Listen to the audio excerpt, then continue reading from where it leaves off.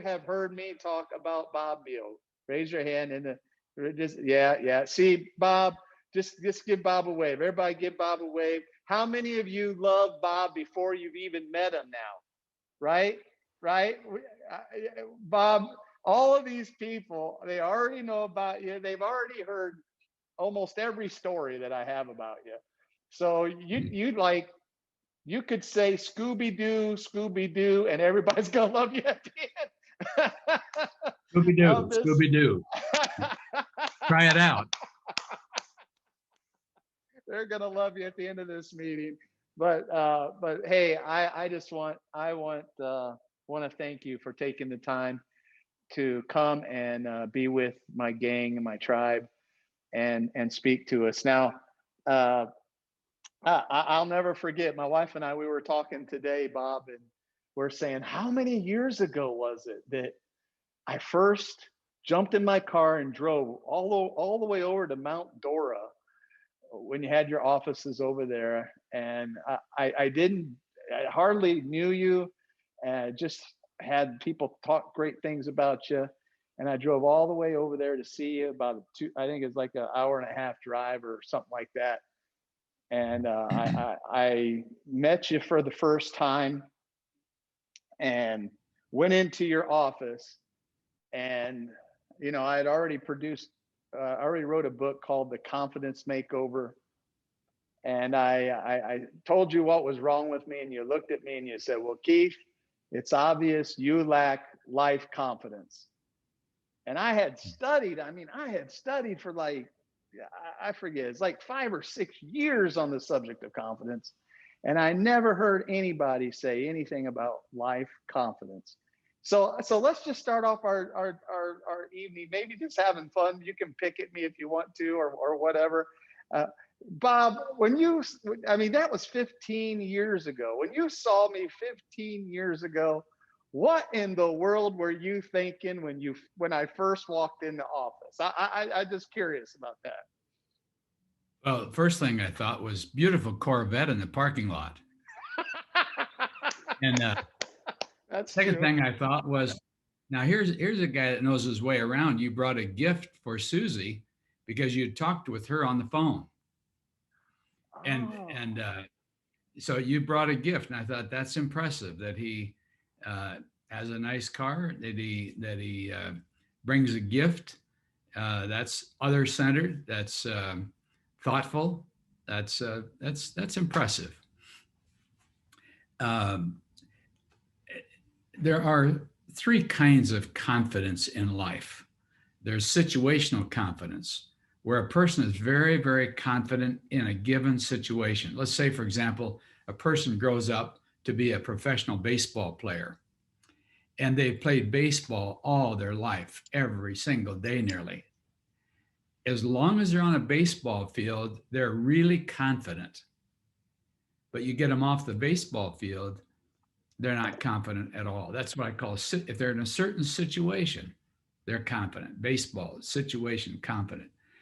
There's another situation or another confidence that comes from being what I call life confident, meaning no matter where you go or what you do, no matter what life throws at you, you'll find a way to figure it out. You're confident in life because you've had unconditional love all your life, and you've figured out that no matter what happens, I'll be loved, I'll be okay, I'll be able to figure it out. And then there's the third kind of confidence is God confidence. When you hit a situation where even life confidence goes away, it's like you're not confident even in your life confidence, you turn to God as the one predictable, as the source of your confidence. Let me explain to you one insight I had years and years ago, that confidence in all areas of life, every single area of life, is a byproduct of predictability. Lots of predictability, lots of confidence. No predictability, no confidence. Here's the kicker. Wobbling confidence or wobbling predictability results in wobbling confidence. We can have been very, very confident over here, But when situations change and it's not predictable quite where we're going or what's going to happen, our confidence can wobble. We could have been confident our entire lifetime. We could be confident just no matter where we go or what we do. We're very confident. But something happens to disturb the predictability, and the confidence wobbles.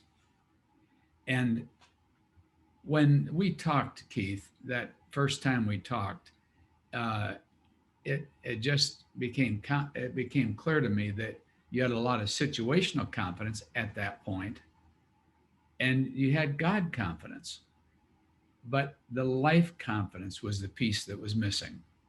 That's what we were talking about at that time. Yeah, that's so true. That's so true.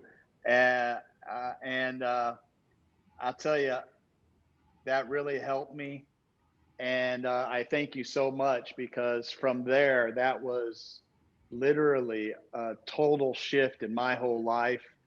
And I want to thank you from the bottom of my heart, because now I've traveled all over the world, as you know, and spoken some of the largest churches in the world, largest business seminar company in the world. And I've shared that all over the place. And so I've been a personal evangelist for you, spreading the good news of how great of a guy you are and how much you've impacted my life. And Well, you when, never stop. when I would say this, that whenever your confidence is wobbling, or you feel like I don't have the confidence I want or I need, to try to pump up your confidence is probably not going to help. But to restore predictability helps a lot. So whenever you're trying something new, where it isn't predictable how people are going to react to it, if it's going to work, if they're going to like what you do, the quicker you can get to where it's predictable what's going to happen, the quicker your real confidence comes back. And so I'd say, understanding that confidence is a byproduct of predictability, and always uh, they're tied together, is really important to understand in terms of just life confidence. And by the way, it's true with your staff, it's true with your siblings, it's true with your parents, it's true with um, your children. Whenever you see a friend or a client or anyone struggling with confidence, don't even mention confidence. Just start trying to figure out, how can I help this person come to a predictability in their life, restore predictability, and watch their confidence just sort of comes back. That's awesome, Bob. I love that. I love that. Hey, I remember, we're still talking about when I first met you. I Mhm. remember I forgot about bringing candy for your assistant who connected me up. Um, but I also brought you a gift, and it's almost kind of funny what I brought you. I brought, if you understand Bob's more in our dress and we're kind of opposites. Bob's more of a conservative type. You could see he's got the sweater, he's got the button down shirt on. Bob's more of a conservative guy, and you guys all know me. I'm you know, I got the wild shirts going on. I got the yellow Corvette, and it's just Bob is Bob. I'm myself. But remember that tie I bought you? I bought Bob this tie. Uh, yeah, I wore it every day. I couldn't It was predict how people were going to react if I wore it, so I didn't have confidence wearing it. it was back when, some of you can know the reference point. It was back. It was like $150 or maybe even more than that tie. A silk tie. I forget the brand name, but it was like, what was it, hon? Pincaldi. It was a Pincaldi tie. It was like super high end tie, and but I knew once I saw Bob, I'm like, Bob's not going to wear this in a million years. It had all these bright colors on it, and it was funny. But I forgot all about that. That is a memorable moment for sure. Well, Will thank you always for the be. tie. Uh, but just getting that gift, it doesn't have to be a $150 gift. But when you're going to see someone, I have a client the other day that said they buy Girl Scout cookies all the time. Whenever someone comes by with Girl Scout cookies, they buy lots of Girl Scout cookies, and they take them to their clients. Hmm. So that if you're uneasy in sort of meeting your clients for the first time or seeing them again after a while, if you take something like you did, Keith, and you just take something and give it, again, that restores confidence to the extent that in that first minute or two, it's predictable what's going to happen. You're going to give the gift, they're going to appreciate the gift, you're going to talk about the gift. So it warms up that first minute or two with your client. And that's a very good principle, Keith, that just to give something. And I appreciated it. I thought that was wise on your part. I thought that was thoughtful. Like I say, it was other centered. It wasn't self centered. It was a good thing to have done. Well, it's definitely a good thing for all my coaches to. I totally forgot about it, and I haven't mentioned. I don't even mention that I do that, but it's good that we talked about it, Bob. I something that you teach that really gives people a lot of confidence is you have this teaching that you do where you explain the different decades of our life, and it's kind of crazy, but you all every time I talk with you and get coaching from you, it's like it all ends up going back to Keith, what decade are you in? And you kind of chuckle on the other end, say, oh, he's in another decade, he's in his 50s. Yeah. Okay, Keith, here's what you got to look out for. And so I started with you in my 30s. I mean, Uh-huh. I've been through my late 30s, my 40s, now I'm in my 50s. Would you share? I mean, it's made such an impact in my life. Would you share with our group tonight, however long you want to take, on those different decades and how we can become better coaches, better parents, better leaders by understanding those decades? All right, sure. Uh, how old will you be 10 years from today? Sounds old, doesn't it? It's Mm. like it always sounds old. We don't like to think about it, but as we grow older, each decade is quite different. And how old were you 10 years ago? Sounds young today, doesn't it? Well, since 1976, I've spent about 50,000 hours one to one behind the closed doors.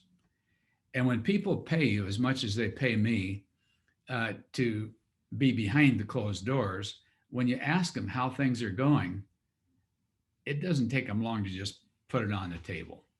And what I've seen is there are very consistent patterns per decade. It's like I've seen just these patterns that are become very, very predictable. Let me share them with you in essence. And what I'd like to do is I'd like to have you listen in to the decades that you're not in. Listen in because it may apply to your child or your brother or sister or mother or father or grandparent. Uh, and when I get to your decade, listen very carefully. And then afterwards, what I'd like to do is go to Q&A and see what question you might have about any of it. So let me just blast through it and go from there. What I'd like to do also is give you what I call an S word for each decade that sort of helps you remember it. The first one is from 0 to 10. The S word is security. What a child needs, in my mind, most of all, is security. And that comes from a couple of places. Number one is just unconditional love. Regardless of what you do or don't do, it doesn't mean you can do anything, but regardless of what you do or don't do, I will love you. It isn't, I'll love you if you do this or that. Don't ever give a child conditional love, give them unconditional love. That also comes from God. God loves you. Jesus loves me. This I know, for the Bible tells me so. And incidentally, age 9, which is typically the fourth grade, in hundreds or thousands of situations. I've seen the pattern over and over and over. Age 9 is the single most shaping year of a human being's existence. I'm convinced of it because that's where you establish your comfort zones. What you're comfortable doing as a 9-year-old is what you're comfortable doing as an adult. And if you're anxious about doing it as an adult, chances are you were anxious doing it as a child in the 4th grade, age 9. Teenagers, the S word is self. Basically, if you're around teenagers much, you know that self is pretty important to them. And they're trying to define themselves to themselves and trying to see themselves in relationship to other people to get a feel for who they are, where they are, what they are. And one of the things I would encourage you to do with every teenager is to take them on a mission trip where they can see that not only did they have 16 pairs of shoes less than the person down the street, some people on earth have no shoes or one pair of shoes that are sort of way, way tired out. And it gives perspective to the teenager. But the teenagers, whenever you're dealing with a teenager, you want to realize how self-oriented and self-defining they are. The 20s is survival. I deal with a lot of the children of clients of mine who are in their 20s. And these are people who, a lot of them graduated from Harvard or Yale or Berkeley or big schools, Oxford, Cambridge. And there's an S word there that's survival. No matter how pretty the mask, no matter how educated the mask, inside their heart is an S word that's survival. And every 20-year-old is wondering, can I survive in the adult world? Every single 20-year-old I've dealt with in the last 15 years has agreed that they really understand the emotional power of the word survival, meaning, can I survive? Maybe a kid next door to you, maybe a new person on your staff, but anyone in their 20s is wondering, can I survive as an adult? 20-year-olds also find it very, very comforting to hear they're not supposed to have changed the world quite yet. They think, well, I now graduated, or now I'm older, now I'm an adult, I'm old enough. People ask me, what are you going to do now? They think they think you're holding them accountable to change the world. And when you tell them, look, when someone asks you, what are you going to do now that you're out of school?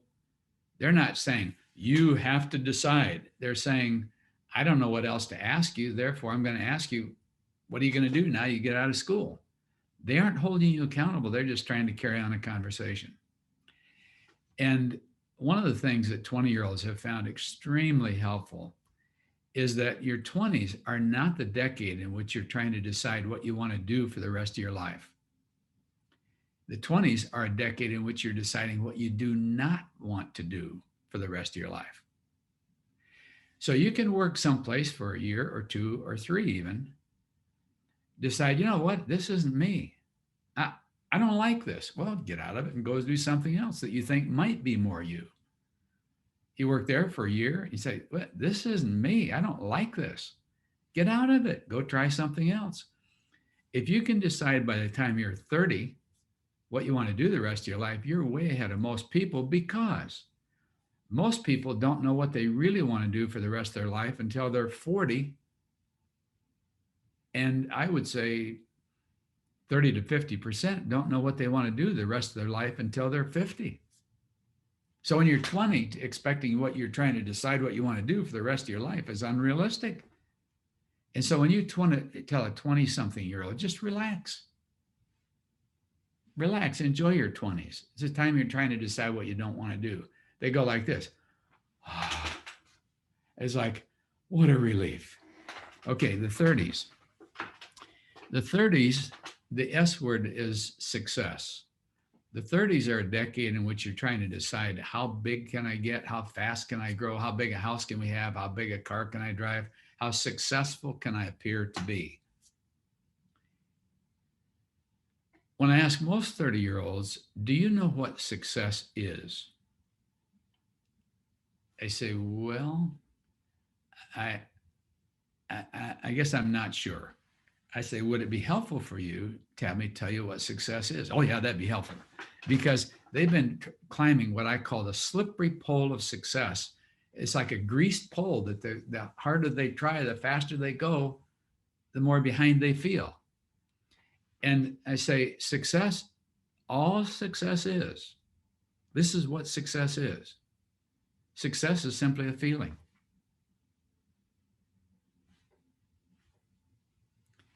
It's a feeling you get when you have what you want or want what you have. Some people feel more successful making $20,000 a year than other people feel making $1 million a year. I heard a radio program one time that said, the guy said, how much did you make last year? And he said, we had a great year. I had set a goal of making 90,000. We made 100. It was a great year. The other guy in the studio said, well, we had sort of an off year. I set a goal of $1 million. We only made 900,000. Success is simply a feeling that you have what you want and want what you have. Here's another situation. If you make, let's say, $100,000 one year, you think, boy, we've had a successful year. I'm a success now. But the next year you make only 100,000. You think, you know what? I'm not as successful as I thought I was. It doesn't feel as successful as it did. So success, you want to define what would success be to me? What would I want to have or be or do or be able to give? How would I define success? And when you have that, you'll have that, what I call temporary feeling of being successful. The problem is the next year it has to be a little more or it won't feel as successful. It's a galloping kind of a feeling. From 39 to about 43, what I find is that people about 30, 37, 38, 39 often feel like, hey, I'm successful. I've got the bigger house, the bigger car. I've gotten the promotion, etc. But is it making any difference? I've done about everything I've set out to do, but is it really changing anything? Is it making any difference at all? Is what I'm doing making any significant contribution? The S word of the 40s is typically significance. They're wrestling with, am I really making any difference at all? And a part of what you want to see is that all planning, every aspect of planning, your personal planning or your organizational planning, all begins with a phrase. It's an invisible phrase, but it all begins with a phrase, at this phase of my life. Because planning at age 21 is very different than at 41, very different than 51, than 61, than 71. And so you basically say, at this phase of my life, where am I? And a part of what you want to see is the relief that comes in seeing that age 40 is a phase of your life, not the way life is. The most productive decade that I've ever seen in all my clients is actually your 60s. Given health, your 60s is by far your most productive decade. And when people feel like, I'm 40 and I'm not even rich yet, I say, you're not supposed to be. If you can put $1 aside and pay your bills when you're 45, you're in great shape. Relax and enjoy it. This is a phase of your life. It isn't going to last forever. When the bills are more than you want, the kids are getting older and they're asking questions you don't quite know how to answer. You got bills to pay you can't quite manage. No matter how hard you try to work, you can't quite get there. And when you get home, uh, it's like you get a little bit too much criticism or that kind of thing. I say, your 40s is a tough decade. As a matter of fact, 40 to 45, I believe, to be the toughest 5 years of a person's life. But here's the good news. When you hit 50 years old, the S word is stride. By the way, in the 40s, it's significance and struggle. The 40s are a decade of struggle.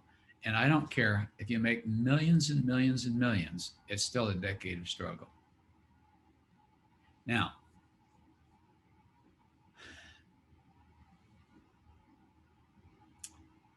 your 50s, oh, by the way, one other thing. When you're hitting that struggle point, I used to think of life as a series of hills and valleys, of ups and downs. I don't see it that way anymore. A man I once knew said, on my highest day, when I made more money than I've ever made in my lifetime, my son died on exactly the same day.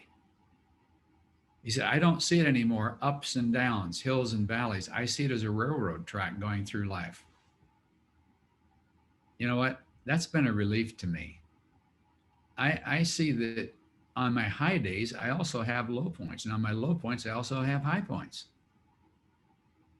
You just sort of relax and say, there's never going to come a day when it's all on the top of the hill. Life is a combination of things. But when you hit 50, again, given health, what I find is that most people begin to hit what I call stride. That's the S word of the 50s. For some reason, when you hit 50 years old, life begins to balance out. The kids get older.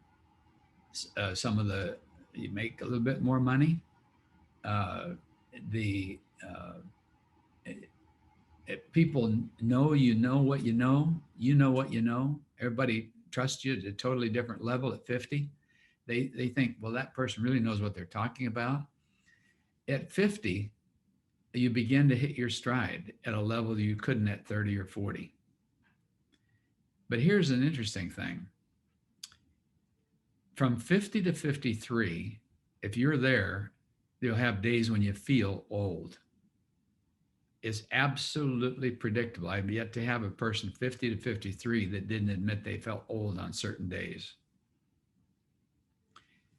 But here's the good news. You aren't old. It's a matter of perception. Because if you feel old from 50 to 53, number one, you're not 35, but you're not old either. You're basically seeing life as a hill that goes up to age 50 and then over the hill to age 100. You're seeing it more like a peak, like a tent, like a up and then down. When you're 50, you're halfway to 100 in your thinking. So you think beyond 50, I'm on the downhill side of 100 or on the downhill side of 50. I'm sort of over the hill. But when you realize that the most productive decade of your life is actually your 60s, and that your 50s are the final decade to get ready to maximize your 60s.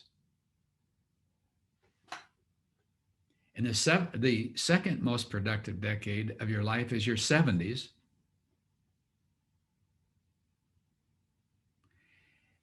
And your third most productive decade of life is your 50s, 60s, 70s, 50s. Most productive, second most productive, third most productive. See what doesn't show up? 30s, 40s, 20s, 30s, 40s. You see that basically, again, your 50s are the final decade to get ready to maximize your 60s, to say, Where do I want to be when I'm 60? Have I got my life work defined? What I never tire of doing? What I'd like to do for the rest of my life? Is that clearly defined? Am I in a position where I can maximize that in my 60s and maximize it in my 70s, where I have the best ideas you'll have in your life are actually in your 70s?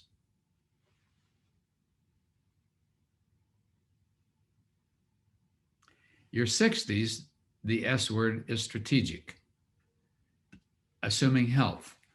It's where you begin to think, I'm not 35, but I've got a broad enough understanding of life that I can have a clear understanding of, all right, here's where I go next. Here's the most strategic thing I can do. Your 70s, the day you hit 70, or anyone in your life has hit 70, the S word becomes succession.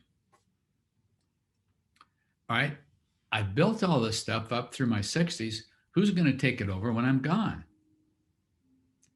Now, if you're looking at an uncle or a cousin or someone at your staff, on your staff or on your team or in your company that's 70, you can predict that their instincts, whether they talk about it or not, are wondering, who's going to take this over when I'm gone? They can have a brave face like, I'm only 75 and I'm going to be here forever. The reality is they're wondering inside, is Charlotte or Ray or Angela or Lexi ready to take this over when I am not here anymore? The 70s, you're trying to define what I call a semi-retirement bridge.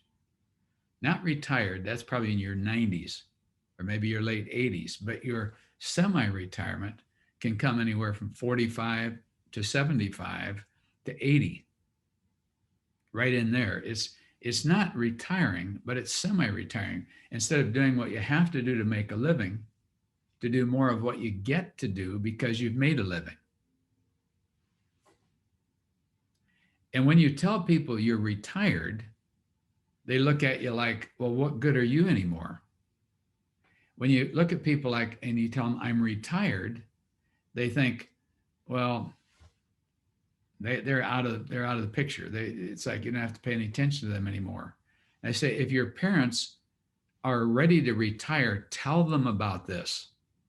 Tell them there's a huge difference between being semi-retired and retired. Because when a person that you know retires, often there are 1 to 4 years where they feel totally lost because they feel like they've been a respected part of society. They knew exactly what their job was, their role was, their profession was, and all of a sudden that's all gone and they just feel like they're floating through free space. They feel like they're lost, they're gone, they're no good anymore. No one respects them anymore. And so tell your parents about semi-retirement. The 80s, the S word is slippery. I don't know if all of you know what black ice is, but black ice is where it's frozen. It's like where I get from northern Michigan. The blacktop is there, but there's been a rain on it, and there's a thin sheet of ice, but it looks like it's dry. It looks like it's blacktop or it's cement, but it's really ice. And when you step on it, you think you're stepping on dry asphalt or pavement or something. And in reality, you're stepping on ice and it's very slippery. It's extremely slippery. And I say your 80s, the word is slippery. If your parents are in their 80s, they're feeling slippery. Like I can't quite predict if I put my foot on that, is that dry pavement or is that black ice? Is my health going to hold? Because so many people in their 70s develop health issues that a lot of times people in their 80s begin to sort of like everything. If I take a breath wrong and I feel, oh, is that cancer? Is that my heart? Is that? And so they're going to doctors about every other day. A lot of my friends feel like life is slippery. I don't know how long I'm going to be able to stand up. So if your parents are in their 80s, realize they're feeling slippery right now. You remember what confidence is, a byproduct of predictability. And if you can't predict, if I step on this, are my feet going to go out from under me? Then your confidence begins to wobble. And so when your parents are such that they can't predict their health, then their life confidence begins to wobble again. And so they may need help in beginning to reestablish predictability in some way that you can help them with to reestablish their confidence. And then 90s, the S word is sleep. Uh, I've heard a lot of people, one to one in their 90s, say, I just wish I could go to sleep. Not meaning I wish I could go to sleep and wake up in an hour and take a nap, but I wish I could just go to sleep and not wake up. I wish I could die in my sleep so I didn't have to feel pain or feel embarrassment by the way I look in my 90s or something. It's like a feeling of, I wish I could just go to sleep peacefully and not wake up, is what a lot of people in their 90s feel. I wrote a book called Decade by Decade, and in there, in the 90s, I talk about sleep. And uh, my father, who was 92, and my Cheryl is my wife's grandmother, who was 93 at the time. When we stayed with him, like as a grandma setter, dad setter, uh, when we were pretty much alone, I said, Dad, are there any questions you're still asking yourself that you don't quite know how to answer? That's a good question for your parents or your grandparents. He said, yes. And he had grown up in the church. He'd been to church every Sunday morning, Sunday night, Wednesday night. So had Cheryl's grandmother. They both answered the question in almost identical words. I said, what is it? They said, how can I know I'm going to heaven when I die? So in this book called Decade by Decade, I explain, uh, I basically had a friend who was a pastor and an evangelist basically answer the question, how can I know I'm going to heaven when I die? So that's in the 90s. So if you have a parent or grandparent that's sort of wrestling with, how can I know I'm going to heaven when I die? The book Decade by Decade would be a good one for you to get and read it yourself first. Read the 90s section to see what they're going through. And then if you're comfortable with the way it's read, for the way it's written, consider reading it to them. By the way, something that you may not be aware of is that children love to be read to. I had a friend who was named Rich Bueller, who was the largest radio host, Christian radio host in Los Angeles for a number of years. He came. I was on his program one day, and he said, "Bob, let me tell you something that surprised me." I said, "Okay." He said, "I didn't know children like to be read to." And I thought, "Oh, really? That's interesting." He said, "No, I'm serious." He said, "We have 7 children," which I knew. And he said, someone was on my program and said, children like to be read to. He said, "Not my children. They're going every which way. The minute I get home, they wouldn't be one." He said, "Try it and see." He said, "Bob, you can't believe it. I have some children real young and a 16-year-old. I said, after dinner, I'm going to read to you. All 7 of them showed up and just sat waiting for me to read. So I started reading, and all 7 sat there for a half hour while I was reading. He says, I thought, well, that's a fluky thing. That's just for one night. So I thought, I'm going to try it another night. He said, "Bob, we are into our 6th month.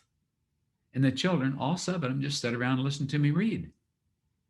I said, "What do you read?" He said, "It hardly matters." He said, "We read Tales of Narnia and like that." But he said, "Kids just like to be read to." I think also 90-some-year-olds like to be read to. And to read them, the section about heaven and how you can know you're going to heaven when you die, I think would be an interesting thing to read them. Well, uh, that's just a quick overview, but life, in my experience, is surprisingly predictable. It's surprisingly, shockingly normal, depending on what decade you're in. So, with that, Let me just open it up for questions. What questions do you have? Or Keith, is that where you want to go next is questions? Because I'd be happy to try to answer any questions you might have um about the decades or anything else you want to talk about. Really, it doesn't matter to me.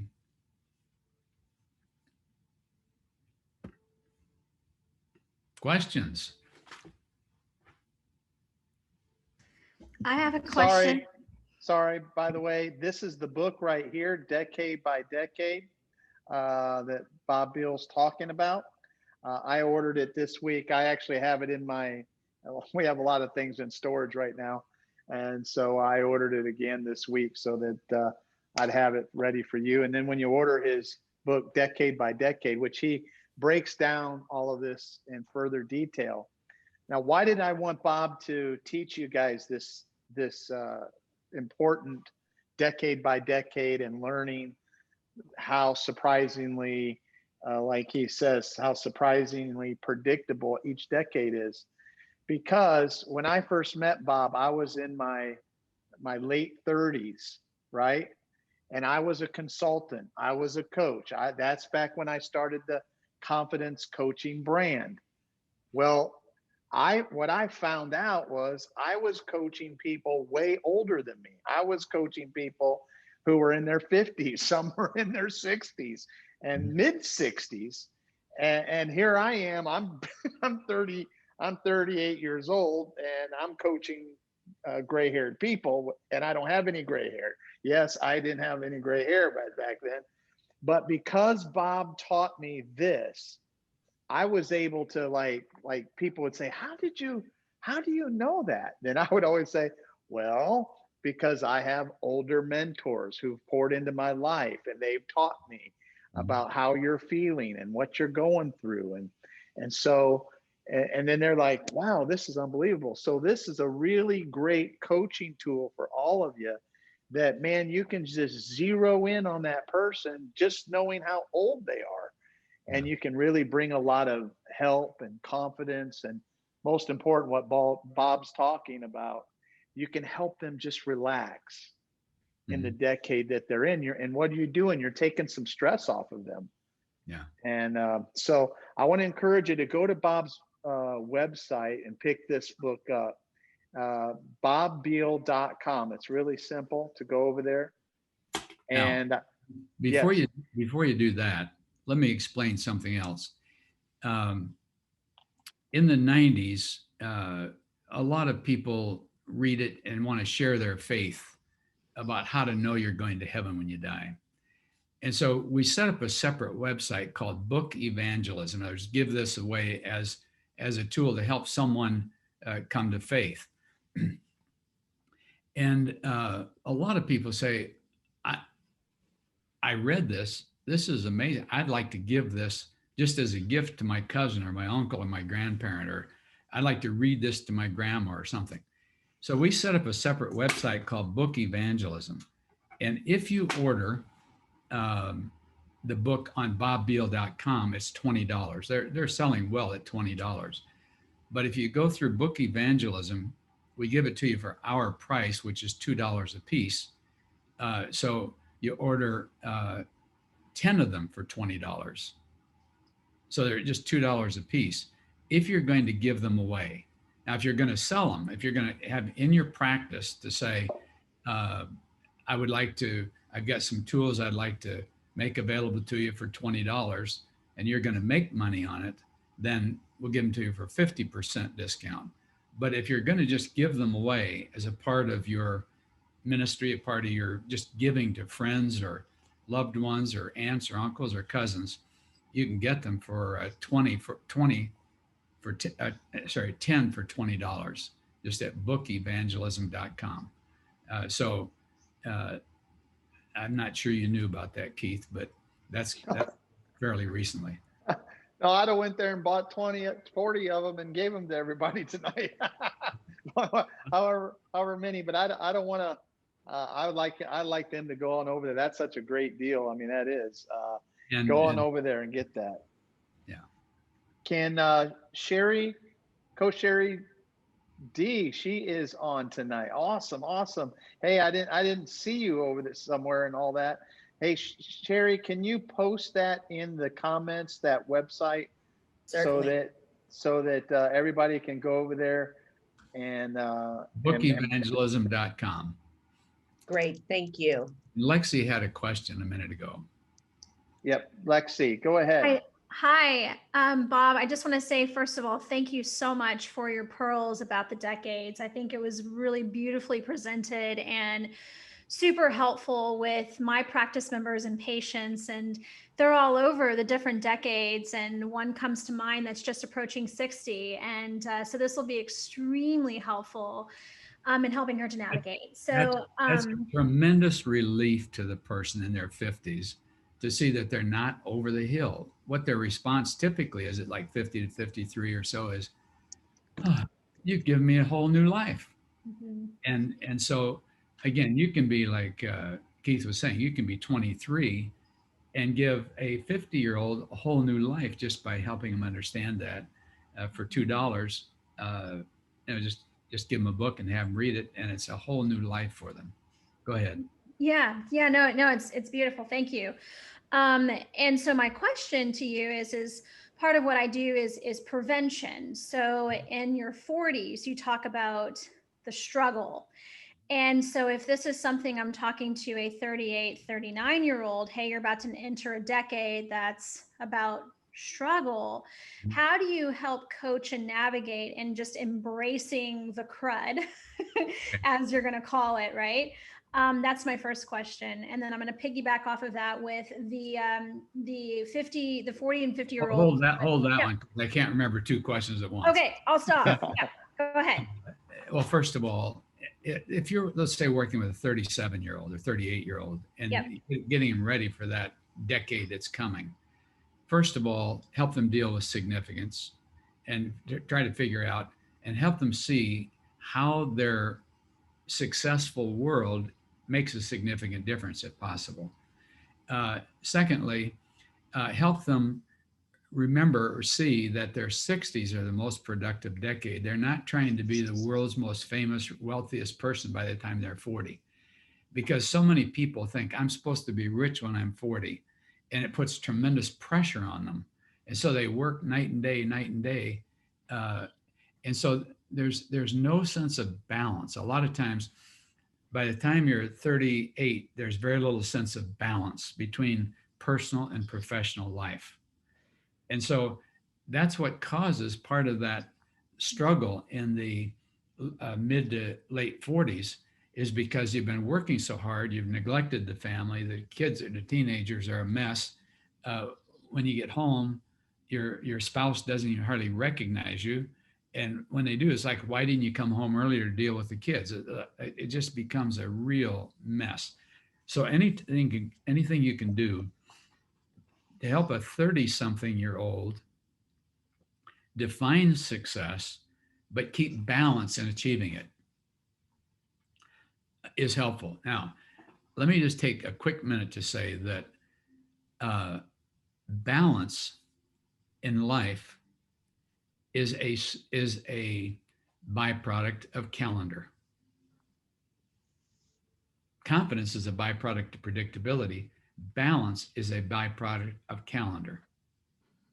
The only reason you can't take next week and come to my seminar is because you didn't plan it a year ago and simply keep it blocked out. Not that I have a seminar next week, but I'm saying the only reason you can't do whatever you want to do next week is because you didn't schedule it a year ago on your calendar and just keep it blocked out. Therefore, what you want to do is get your calendar a year in advance. Say, when are my busy seasons? When are my slow seasons? And take what's really important to you, again, at this phase of my life. At this phase of my life, how important is it to you to take a family vacation? Well, get it on the calendar, particularly in your slow season. How important is it to spend some time with my parents? Well, actually, they're getting older. It's time I spend some time with them. Well, how much time? Not ideal. Ideal would be go spend 6 months with them. No, not talking about that, but how much time at this phase of my life? Well, put that on the calendar a year in advance, or you won't do it. You'll just keep looking for the ideal time to do it. So basically, look for things like uh, how much time do I want to give myself to get a degree, or to go to a seminar, or to see my parents, or spend time with my siblings, or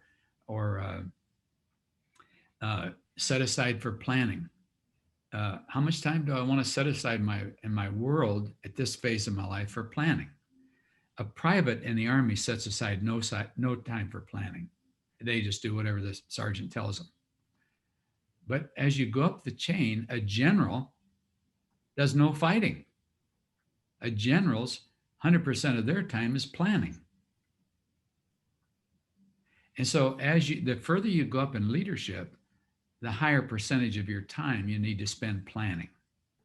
So at this phase of your life, what's appropriate to spend planning? You say, well, maybe 5%. Well, that's a half a day a month. What day of the month is ideal for you to do your planning? Is it Monday, Tuesday, Wednesday, Thursday, or Friday? Is it morning or afternoon? You say, well, planning would probably be Monday afternoon. Okay, block it out a year in advance. Let's set aside for planning, personal and organizational. And team. I'm planning. In other words, whatever is important to you at this phase of your life, put it on your calendar a year ahead. And by the end of that year, you'll say, well, I didn't get it all done. Realistically, I couldn't get it all done, but at least I balanced. I had time with my parents. I had time on vacation. I had time planning. I had time with my son or daughter. I had time. I found some semblance of balance between personal and professional. If you can help a 30-something just find that really helps in the 40s. And to realize that they're not supposed to be rich yet. You know, so many people watch television, all the 30-year-olds are rich and blingy, you know, but that's not real life, you know. And so some of those things. Okay, your second question. Actually, that was really, really wonderful. And I thought I would open the floor for others. So thank you very much for Okay. answering that one. Other I have a question? question. Yeah, it Okay, sounds Janice? like Who's- predictability. Oh, Who's the Can you hear next me? person? If you'd state your name so we can, if Janice? you'd like to Okay, ask a this is question, Janice. state a name. Okay, thank you. yes, yes. Predictability to me sounds like you just do everything the same all the time. So I don't know. That doesn't appeal to me. Uh, So predictability. I need clarification. Doing the same all the time is routine, whereas predictability is being able to see into the future and know what's coming. Those would be quite different. Oh, There's routine is doing the same thing you did yesterday over and over and over again, whereas predictability is I know that if I go jogging, I'm not going to fall down. People run with confidence, let's say, and they run with lots of confidence because they've never fallen down. But once you fall down and it's not predictable, you're going to be able to run like you want to. You don't run with the same confidence for a while. If you break your leg, you don't run with the same confidence because you don't know exactly what's going to happen when you put your weight on that leg. So confidence and routine aren't the same to me, but predictability is what brings confidence. Routine brings boredom. Predictability brings confidence. By the way, some things that are extremely boring to some people, doing it over and over, to other people are very challenging and exciting. So there are 4 levels of thinking. Level 1 is everyone is like me, or they will be when they grow up. What I find boring, they find boring. What I find exciting, they find exciting. Everyone is like me, or they will be when they grow up. Level 2 is, oh no, everyone is not like me. I guess some people really like routine. They really like it. They aren't just pretending, they like it. Some people really like goals, or some people really hate goals. They hear the word goal and they want to vomit. They really, yeah, I'm one of those. okay. The third level is actually, no one is like me. No one is like you, Janice, not a single person on the face of the earth. And the level 4 is it's okay to be me. It's okay to be the me that God has created. It's okay to be me. It's okay to be the me that I'm becoming. Here's the problem. Typically, we find it too easy to go back to level 1 quickly, and assume that everyone's going to be like us or they will be when they grow up. If we're leading a team, we assume it's our job to make them think about it like us. No, it's our job to find out how they're unique and maximize them. So, what I would find extremely boring personally, some of my staff have found that's what I'd like to do for the next 20 years, literally. So, what we're trying to do as leaders is trying to figure out who is this unique person that life and God have created, and how do I maximize that person? Peter Drucker, one of the things he taught me was, he said, the role of an organization is to maximize the strength of the individual and make their weakness irrelevant. When I heard that, I wrote it down. I thought, you know what? That's not only good for an organization's philosophy. That's good for my philosophy. Is that when I'm dealing with a person and when I'm dealing with me, the role of an organization is to maximize the strength of the individual, make their weakness irrelevant. And a part of what I'm trying to figure out is what is my unique strength and how do I maximize me and make the fact that I have weaknesses irrelevant? Isn't that interesting? Well, when I heard that, I grabbed a pen. I just as fast as I possibly could. Other questions? Yes, I have a question, Dr. Biehl. I'm Rena Perez. Call me Bob. And is it Rena? It's Rena, yes. All right. And thank you. I will, Bob. My question is, everyone's talking about 30s is the new 20s or 40s is the new 30s. And I'm just wondering if you can be a decade behind and that be okay, if that be normal, or like in my situation, and most of the people on here know this, I have a lot of trauma with abandonment. And so am I just a late bloomer? What you do is you read the book. And when you say, wait a minute, that's more me than this is, then don't fight it. Just to say, I may be a little bit behind. But a part of what I appreciate about everyone on this podcast is that until I was 50 years old, I felt very behind. But every day I just worked and worked and thought and read and worked and tried to get what I felt was caught up, because I started from not a little town outside of Cincinnati. I can't remember who said they grew up there. Sherry. I didn't grow up in a little town outside of Cincinnati, but I grew up on a tiny village, not a town, in northern Michigan, listening to Cincinnati One, Ohio. And I'm saying I felt so far behind educationally. I grew up, most of my family were farmers. My mom had an 8th grade education. My grandpa had a 2nd grade education.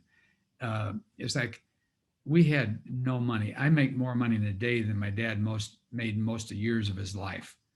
It's like I grew up so far behind.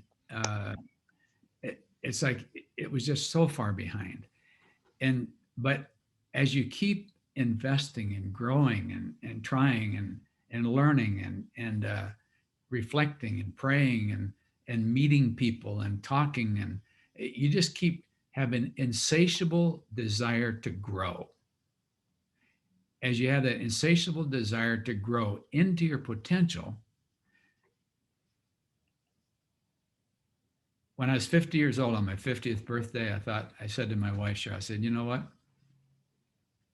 I finally feel caught up. And I say, but if for some reason you had an issue or an experience where you didn't feel, if you had something, then check in the book and see, you may feel like you're a decade behind, Well, if so, then you know what's normal for this decade, and as you grow, what would be normal for next decade. A lot of people really want to know what's normal for me. What's normal for a 50-year-old, because they don't know what's normal. It's like, I feel this, but is it okay? Is this, am I feeling something? Am I way behind? Am I way ahead? Am I weird some way? And when I explain, this is what 40-year-olds typically feel. They think, ah, you mean that's normal? You mean what I'm feeling is normal? It's a great relief to a lot of people to realize that what they're feeling is normal.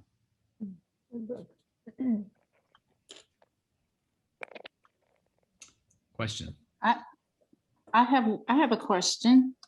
Cheryl? Cheryl? Yes, this is Cheryl. Okay. And Sure. you kind of just answered it, but I just think I want a little you to get a little more specific with me. So Okay. so like in my 40s, I kind of felt like I had a little significance, had a house and had money in the tech stocks and everything. And, then when the market went down, of course, I lost a lot of money in the market, and also ended up losing the house. Mhm. And so I feel like I kind of missed out on the 50 stride part and lost my significance, and I'll be 64. So I am going to just be totally starting off. And another thing is, like when you are married or have a life partner, you have a little more security because you have somebody you're working with. Well, I might end up doing this alone.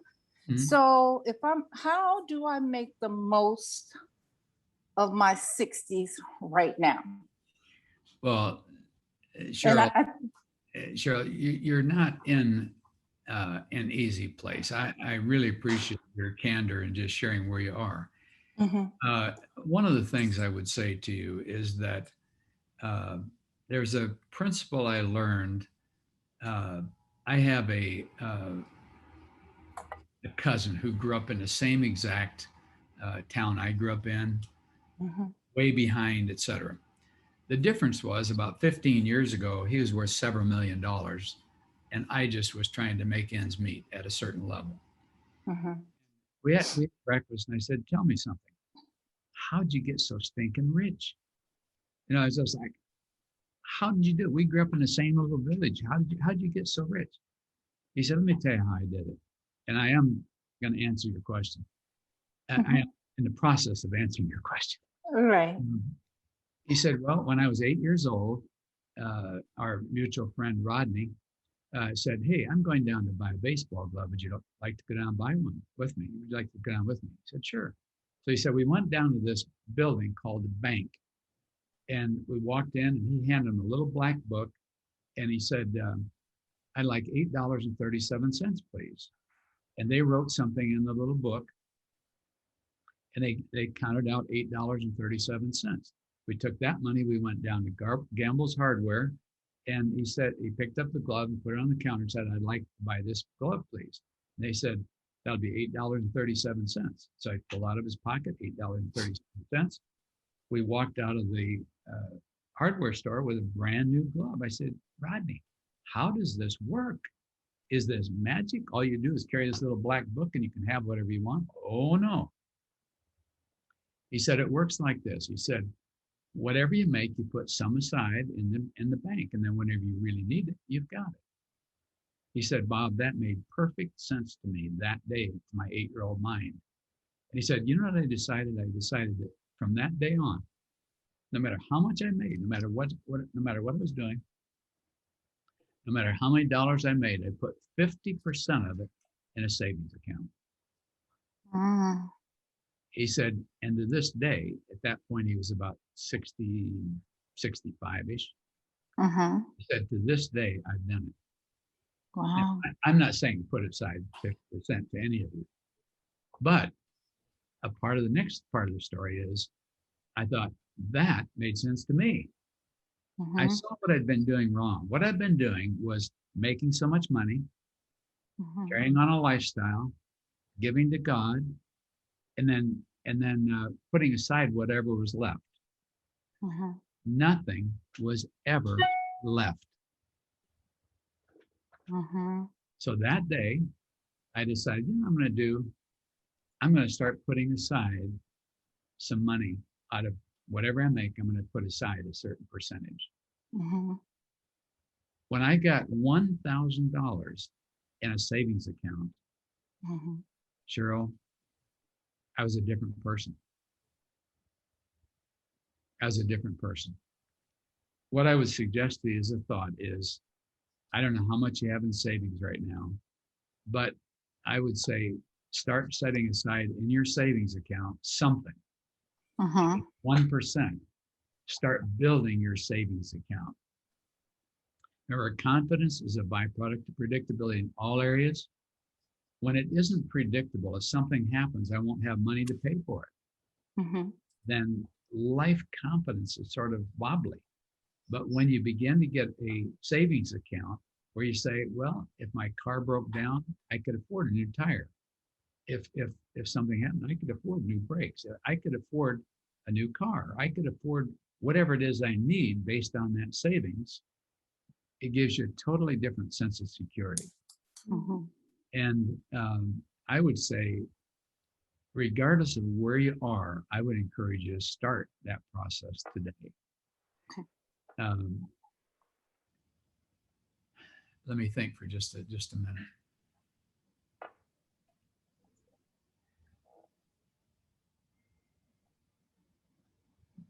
By the way, in terms of stock, for those of you who are interested in stock, if you're interested in security in stock, stock is always a gamble. It's always a gamble. But if you want to keep stock for the long run, if you got plenty of time to make money on stock, diversify. Get it into maybe 5 or 10 different stocks. But if you want to intensify, you haven't got very long, then find the 1 or 2 stocks that you really believe in and put your money right there. When you've got long time, diversification. But when you've got a short time, let's say you've got 1 year to make the most money, then try to Mhm. put it all in the one that you really believe is going to make the most. Okay. Uh,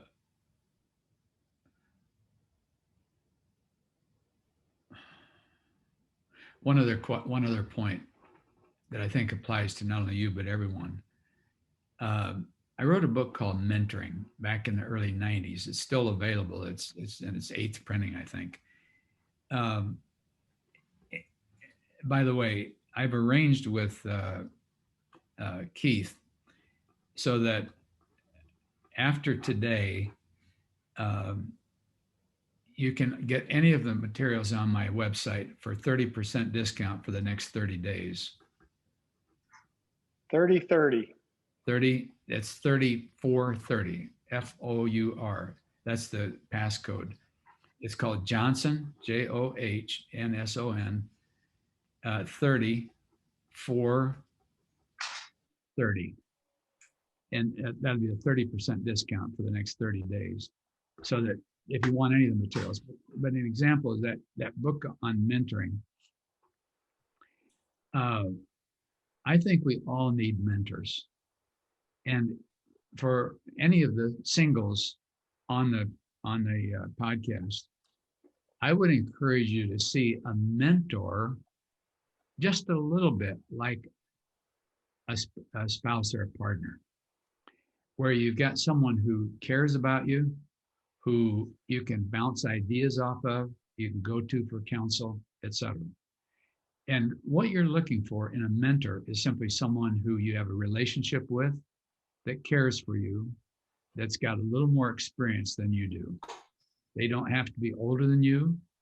They have to be more experienced in some area, but they have to just want to grow old with you. I define mentoring as mentoring is a lifelong relationship. Keith and I have known each other for 15, 16 years. It's a lifelong relationship in which the mentor helps the protege realize her or his God-given potential. Mhm. So at this phase of your life, at 64, Cheryl, it's not too old to have a mentor that is something of the security of a spouse. You may say, I don't want to get married again. I say, that's understandable.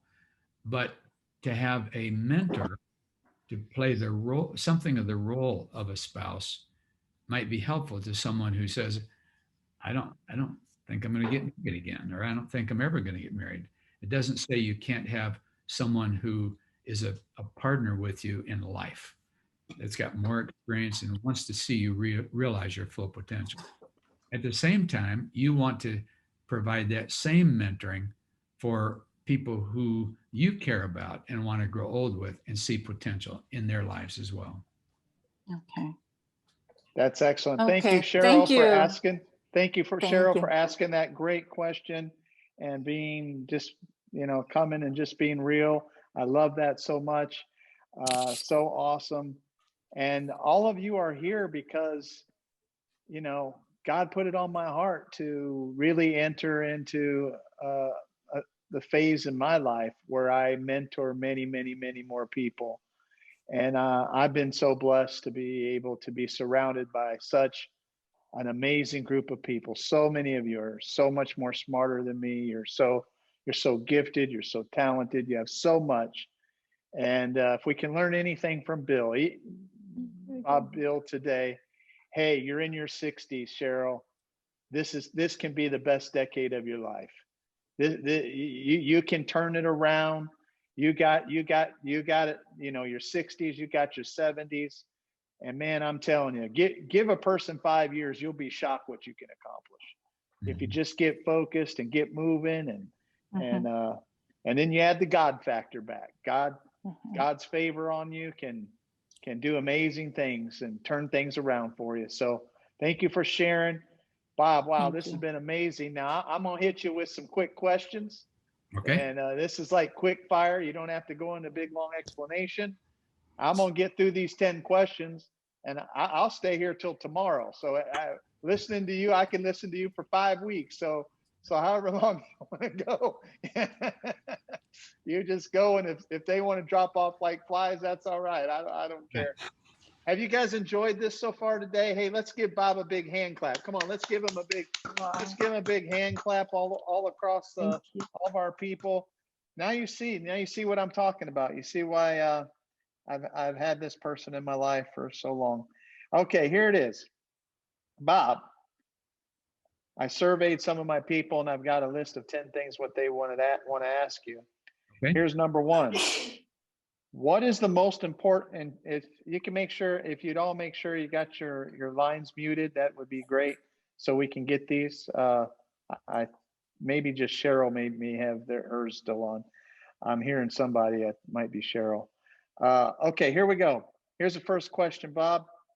What is the most important thing a person who wants to be in the expert industry, meaning they want to be a coach, a speaker, an author, what's the most important thing in your mind that they need to do to become successful?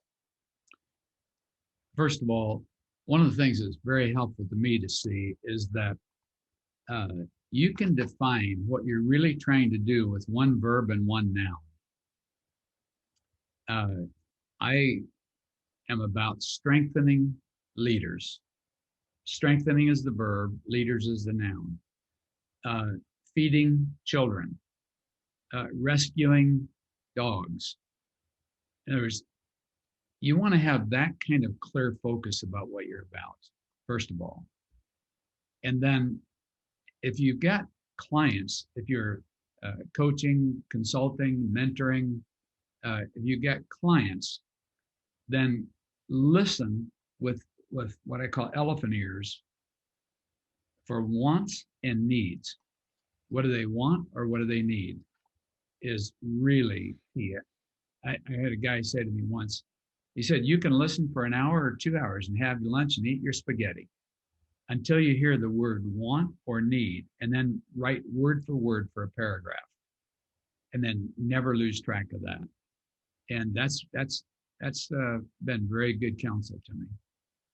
Wow. The second one is here, this leads right into it. how did you get leads to build your consulting business when you first started out? Uh, it was, first of all, I couldn't do it full time when I first started out. So I was basically uh, had to, I was working at a organization, World Vision, and consulting part time. And so, but it was all word of mouth. If you do a great job for someone and then basically ask, do you know of anyone else? When you do a great job, and when they say to you, this has been really helpful, then say, do you know of anyone else that could use this kind of help? And then if I had to do over, looking back, there was a real breakthrough for me. I was going just word of mouth, word of mouth, word of mouth. And I charted it out one day. I said, this person led me to this person, led me to these two people, led me to this person. And it was just sort of 1 to 1 to 2, 1 to 2 to 1, until I got to one person. And it was like that one person led me to like 10 people. And that's what I call a connector. Look for connectors. Look for people who love introducing people to people. You know the type that they like to know everybody. They like to introduce everybody. Hey, let me introduce you to so-and-so. Let me introduce you. Look for a connector. Help them meet their want or need, and they will start connecting you to 5 or 10 people instead of just 1 to 1. Oh, that's awesome. And I've seen your chart. You showed me your chart of how you laid that all out. And it's quite Yeah. long. It's amazing to see how that happened. Now, would you use this same strategy that you started off with in today's social media market? Would you do things different now? And what would that be, you think?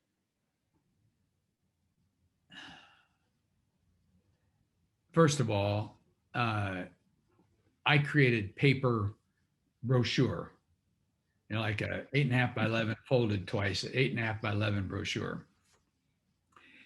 Paper is basically gone. It's all internet. It's all digital. So I would spend a fair amount of time getting my website put together. And you can put together a website for $100 or so. You don't have to spend $10,000 or $15,000 on a website. You can put together one for $100 or $200 maybe. That would be the first thing. The second thing I would do is make sure I had Zoom and knew how to use it. You've got Zoom or you wouldn't be here. But if I had to do over, one of the things that I've found, particularly in this COVID year, is my clients are all over the country, and some of them in Europe. And basically, I have about 37 people that I contact every month to set up our monthly call. And when I'm done with our hourly visit, what I call my mentoring, monthly mentoring, then again, you wait timing. When a person says, you wait and you go through the hour, and when the hour is just about done, and they say, oh, this is Bob, this has really been helpful. I say, great, glad to hear it. By the way, do you have your calendar handy? Is this still and so you go from when they're really excited to scheduling the next one. And you basically say, do you have your calendar handy? When they say, yeah, I have it right here, I say, is this still the best day for you? Is whatever day they're on. Like, I consult only on Wednesday, Thursday, and Friday. I don't consult for money except for Wednesday, Thursday, and Friday. What I found was if I didn't do that, every day was sort of full of something. But when you could compact it down to 3 days, then I had a couple of days for myself. I say, is your calendar still handy? Is Wednesday still the best day for you? Yes. Well, is this time still good for you? Yep. All right. Do you want to make it on the 3rd of June or the 10th of June? Let's make it the 10th, and you scheduled your next time. So you don't have to contact them again. It's a way to just keep the chain going month after month. Of course, So if you drive Corvettes and you're like me, you say, you have a great coaching thing. You say, okay, let's go ahead and schedule out the whole year. Let's go ahead and there you go. There you go. let's just book the whole year out because I'm super duper busy. So you got to get locked in right now. You can do it that way. I found, what I found is that people's schedule change all the time. It's like, and so, and the other thing is, to the extent possible, always need them less than they need you. That's good. That's hard to do sometimes.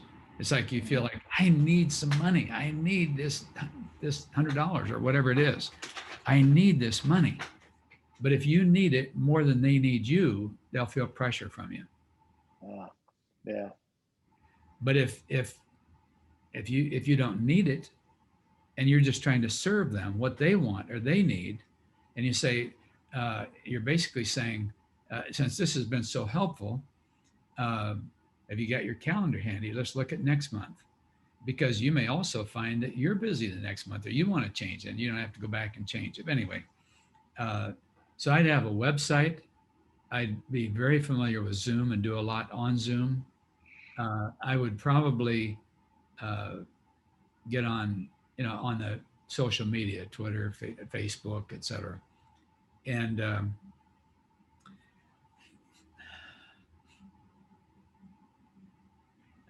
I'd be much more on social media than I ever started out, because I started out all on paper, and now I hardly would be on paper. Yeah, gotcha. The next one is, what's one of the most important things a person should know when preparing a speech? First of all, single word focus. Ask yourself, if I could put the entire speech into one word, what would that word be? Secondly, a slogan. What would you want that person to remember 10 years from now about your speech?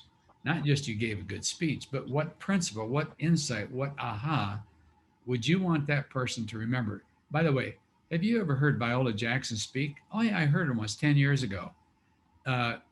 What'd she talk about? Well, she had this one thing she said, never forget elephants. I never forget when she said, never forget elephants, or whatever she said, So ask yourself, what is the one thought that I'd want them to remember 10 years from today? And then how could I put that into a slogan that is 3 words of less than 5 letters per word? That's why when you hear never give up, it's Churchill. When you hear free at last, it's Martin Luther King. When you hear, it's like you've heard certain slogans, and when you study them, you'll find that they're 3 words, not 4, never 4. They're less than 5 letters per word. And so if you can put your message into a slogan, it just forces your thinking to just focus down very quickly. And if you don't know what to talk about, you think, what should I talk about? Go to a single word. In other words, to say, well, if I could only communicate with this audience one thing, what would it be? And the minute you get that one word question in mind, it'll focus your thinking down. It'll get you that. And then you think, how could I put that into a slogan? Maybe I've got an hour to speak. If I had only 15 minutes, what would I say? If you have 15 minutes, what would I say in 5? But here's the real kicker. So many people get anxious when they speak. I never, ever get the slightest bit nervous or anxious when I speak. I used to sweat like crazy. I used to be, it's like, I can't tell you how anxious I used to be when we're going to speak. Now I can speak to 4,000 or 5,000 people, 200 or 300 people. And it's just like, it doesn't bother me in the least, for one principle, just one principle. Perfect love casts out fear. Viola got it. Mm-hmm. Perfect love casts out fear. Whenever you're anxious, it isn't for the audience, it's for you. Whenever you're anxious, it's because you're worried about yourself. How am I going to look? How am I going to sound? Am I going to make a mistake? Perfect love casts out fear. I was talking at Promise Keepers one time. There were 4,000 men sitting there, and a variety of dignitaries were on the platform with me. They were going to hear me speak. The audience of 4,000 were going to hear me speak, men. And I began to get nervous. I thought, wait a minute, Bob, you don't get nervous. You don't get anxious when you speak. What's wrong here? I began to wonder, would it work? Could I speak? Could I talk?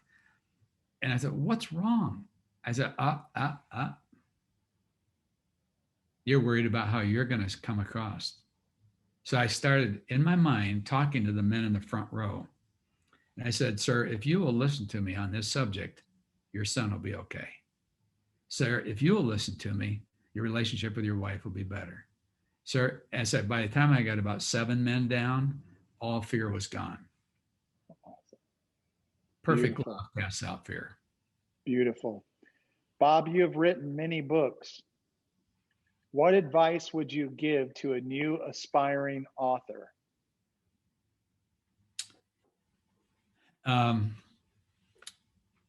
First of all, come to a working title. Now you say, well, Bob, I haven't got a title yet. I say, that's why you start with a working title. You say, well, what if it's not the title you end up with? I say, it doesn't matter. It's a working title. The minute you get a working title, your head begins to focus all your thoughts on the subject. Love it. Bam. It's all needs to be said right there. Working title.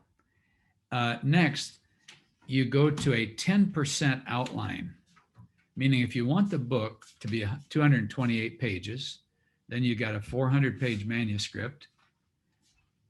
If you got a 400-page manuscript, typed manuscript, now you can still see, I still think in terms of paper. If you want a 440-page manuscript, go to a 44-page outline. I mean, get it where the entire thing, point, subpoint, sub-subpoint, sub-sub-sub-subpoint, it's all in an outline.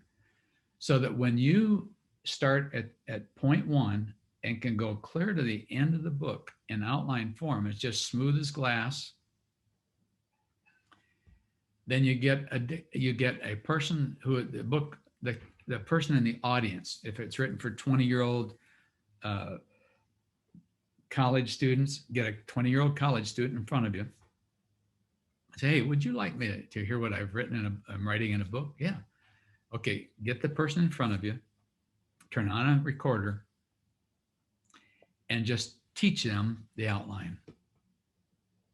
Just teach it to them. Just talk to them one-to-one. Just teach it. Don't worry about your book. Just teach them the outline. When your session is done, hand the recorder to a typist. Back comes a 440-page manuscript.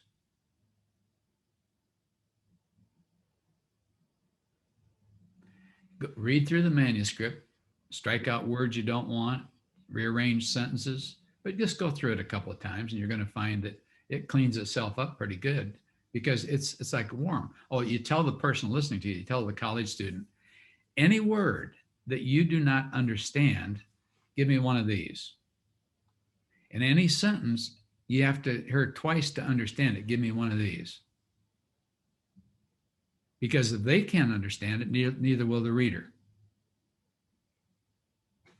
That's beautiful. So when they give you one of these and you turn off the recorder and they say, what does Gesundheitsplatz mean? Turn the recorder back on, and you say, now, in case the word Gesundheitsplatz is a new word to you, here's what it means. The reader thinks, he's reading my mind. You can, anyway. Or Ephrodierphus. How about that? How about that word? I still don't know what it means. Yes, you do. I learned it from you. It's the study, and I know all of my students are wanting to know now. Ephrodierphus is the study of, there's certain things, Bob taught me this, there's certain things God did not put in the Bible, but God wanted us to learn it experientially. So he wanted us to experience it in life. And there are certain things that the Bible doesn't have a scripture verse for. And committed believers often say, oh, no, there's a scripture for everything, at least at a principle level. I say, well, if you believe that, you're going to be very frustrated in your decision-making process. What do you mean? I say, there is not a scripture, even at a principle level, for every decision you make, every thought, everything you're dealing with. And they say, well, give me an example. I say, should you buy a Ford or a Chevrolet if they're the same price? What scripture do you use? I say donkey. a high percentage of the world we work in is in what I call the gray zone. Yeah. There isn't a scriptural verse. You're trying to help a person make a decision that they don't have a principle for, they're just not a principle for it. And so you're trying to help them wrestle through something that you're just trying to use what you bring to clients. There are three things you bring to clients. Number one is objectivity, because just being outside of that client, you're seeing things in their world that they don't see in their own world because they're so subjectively involved in it. Number two is experience, because you've got experience they don't have, even though you're 30, 38, Keith, and they may be 65. Your experiences are very different than theirs.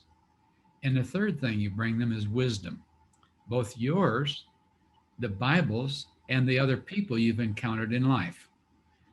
Keith Johnson brings you wisdom that what you're sharing with them may not be your objectivity. It may not even be your experience, but maybe Keith's wisdom or my wisdom or your uncle's wisdom or your aunt's wisdom. Or it's like, but what we're bringing to people is objectivity, which that you can't buy, experience, which you really need, and wisdom.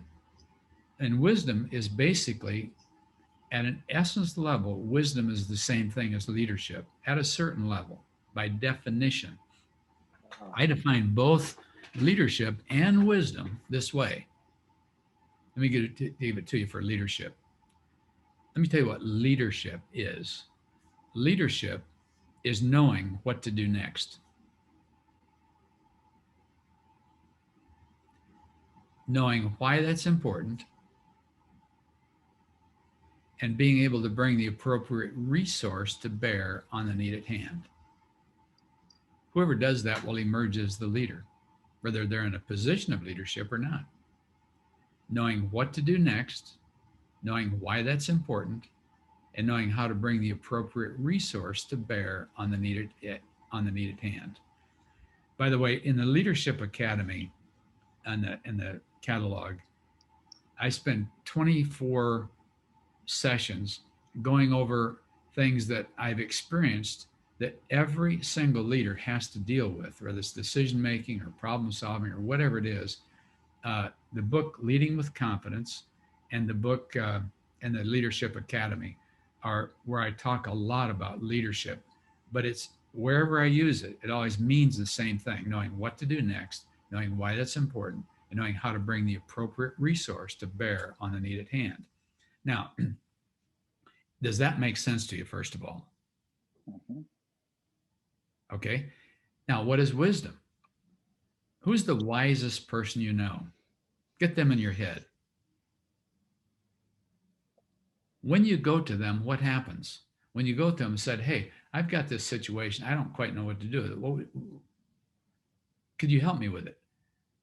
Do they not say, well, if I were you, here's what I would do. Here's what I would do next. Here's why I would do that. And by the way, here's the person you should meet to help you do it. It's the same essence. Leadership and wisdom are at least first cousins. They may not be the same, but they're at least first cousins. Love that, Bob. Love that, Bob. What is, in the midst of COVID or crisis times, how should a coach or a consultant be thinking? Zoom. I mean, I know a lot of people are thinking, I'm doomed. It's all over. Nobody has money. What do you think about that, Bob? No, you think, first of all, just think Zoom. If you're self-quarantined, think Zoom. Yeah, I love Uh, it. but I was talking, let me get this for you. Just take a second. I was talking with the president of a agency, fundraising agency, just yesterday, and largest Christian fundraising agency. It's Masterworks up in the Seattle area, and he was saying how they've studied carefully the organizations that had a breakthrough year and grew faster than they ever had during COVID, and then others who went behind during COVID. What was the difference? He said there are three things. Number one, the ones who grew spent money. They didn't cut their budget. They increased their budget. They didn't cut it. But they didn't cut anything. They basically focused on what was working, and they kept spending money rather than cutting money. Number two, they were relevant, meaning they would sometimes change what they were doing, like an urban rescue center might change from food to beds, or from beds to food, or some. He said they may change what they're asking for to appear to be more relevant than clueless. And the other thing was that to send a paper appeal that arrived 30 days later, 90 days later than when it was thought up, often seems clueless in terms of they're asking for something that wasn't there. So the ones who operated digitally were far more effective. And he said, just we moved from mail to digital. And so those three things, to spend, not cut, to be relevant, not clueless, and to go digital, not mail. So just for what it's worth, just yesterday, I came into that in terms of during the COVID time. But Zoom has made all the difference in the world, and it isn't a perfect answer, but as you can see from this, it is a very powerful tool. Has been for me, for sure. A very, very powerful tool, and one I have grown to love because I get to stay home with my beautiful Bonnie. No more sleeping in hotels, flying on airplanes, eating bad food. No coffee and cookies at night for me. Yeah. Oh man, I tell you, I've been enjoying it. Here's one. What's the greatest mistake you ever made in your business? Being far too scattered. I thought about that when you sent it to me, as being far too scattered. I remember when I was about 39 or 40, I had a friend come visit me.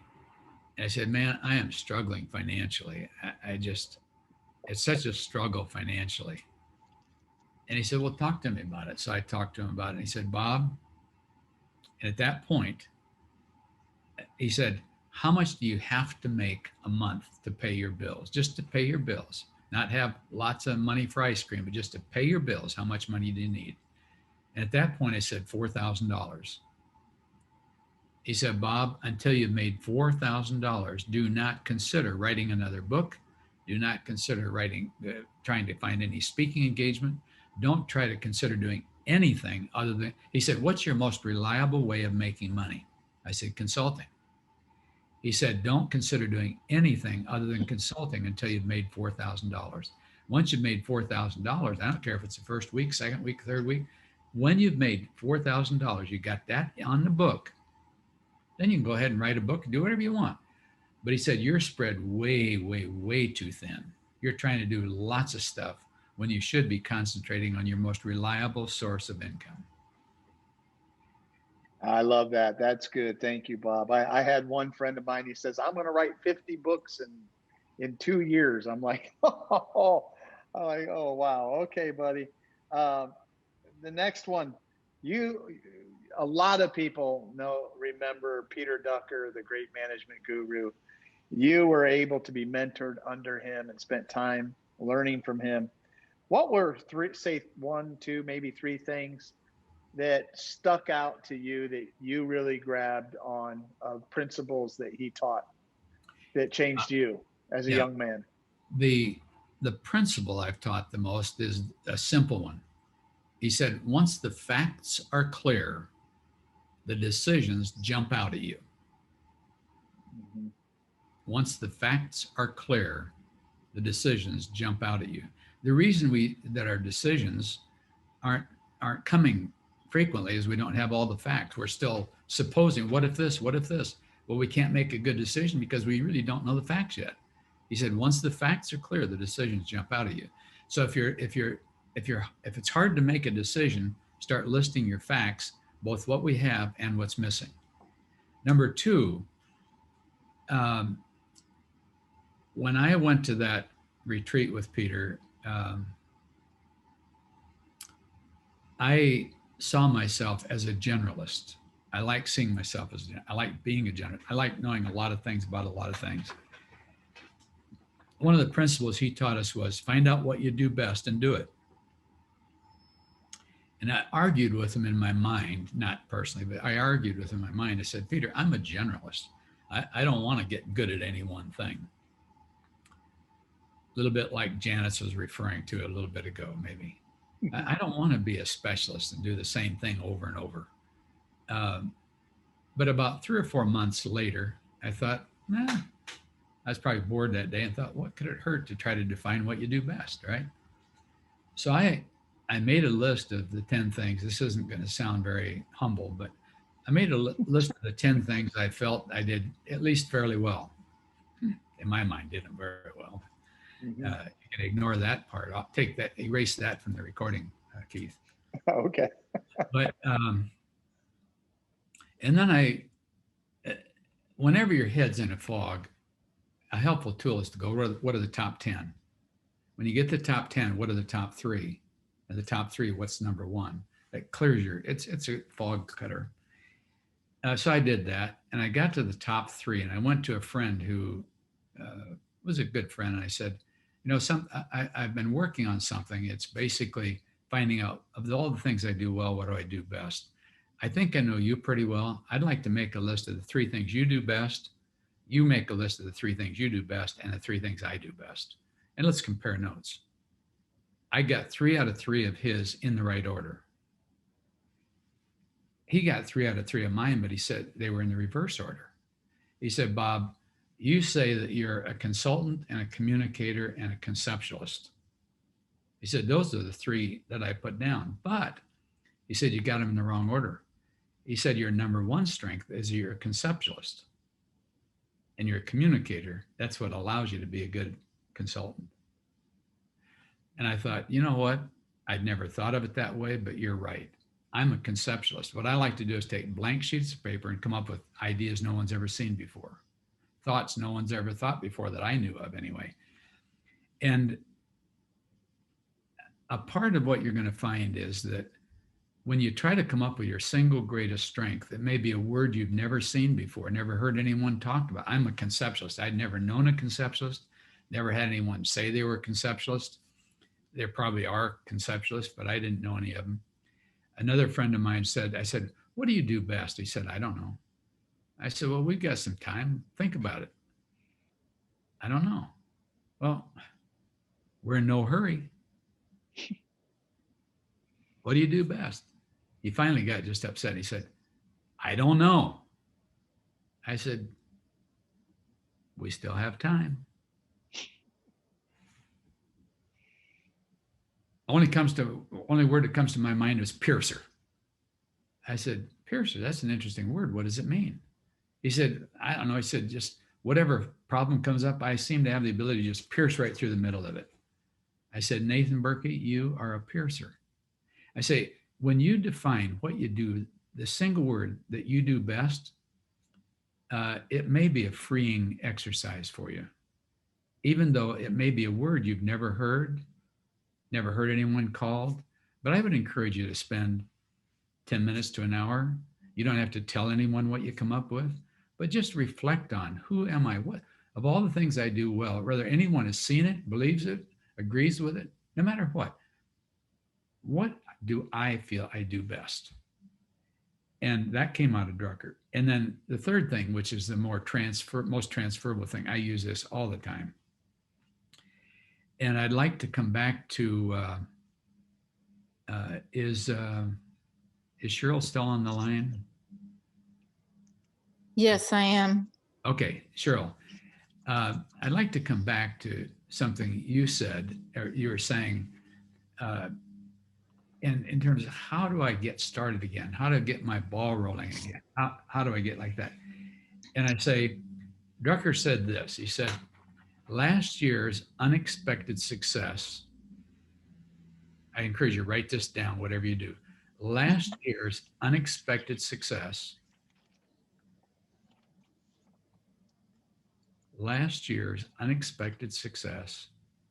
is next year's opportunity. Last year's unexpected success is next year's opportunity. When I heard him say that, I wanted to go sit in a corner and just write for about an hour because it seemed to me so powerful. But then he came back with a second line right behind it. He said, however, write this one down too. However, staff will always, underline always, resist the change required to take full advantage of the opportunity. However, staff will always resist the change required to take full advantage of the opportunity.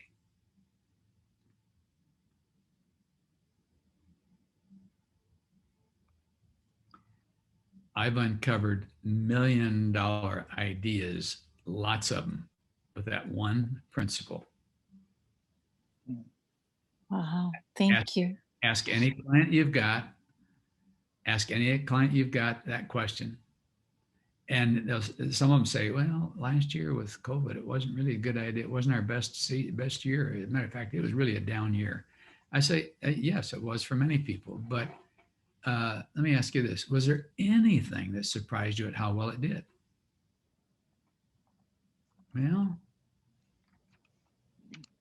yeah, actually, this did better than I thought it would. Well, how much of it are you going to do this year? Oh, we're not planning to follow through on that. I say staff will always resist the change required to take full advantage of the opportunity. But sit there and brainstorm with them for a minute. If you had underestimated what it was going to be, you've underestimated its potential. It's got more potential than you realized. Right? Right.